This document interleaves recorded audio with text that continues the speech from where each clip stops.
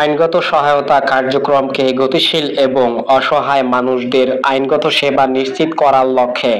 Light হাউজের উদ্যোগে চাঁপাইনবাবগঞ্জ জেলায় প্রকল্প পরিচিতি সভা অনুষ্ঠিত হয়েছে।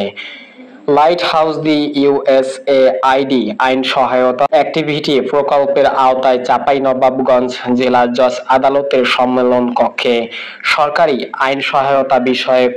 অবহিতকরণের লক্ষ্যে এ প্রকল্প পরিচিতি সভার আয়োজন করা হয়।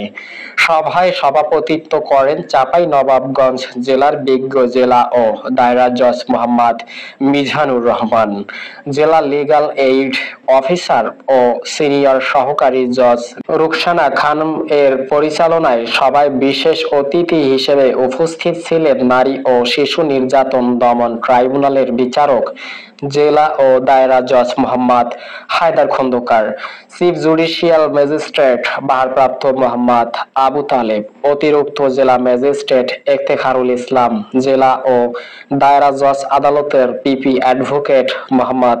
আব্দুল ওদুদ, জিপি অ্যাডভোকেট মোহাম্মদ মোসাদ্দেক হোসেন, নারী ও শিশু নির্যাতন দমন ট্রাইব্যুনালের পিপি অ্যাডভোকেট মোহাম্মদ রবিউল হক দোলন, জেলা আইনজীবী সমিতির সভাপতি অ্যাডভোকেট সোলাইমান বিশু ও সাধারণ সম্পাদক অ্যাডভোকেট একরামুল হক পিন্টু।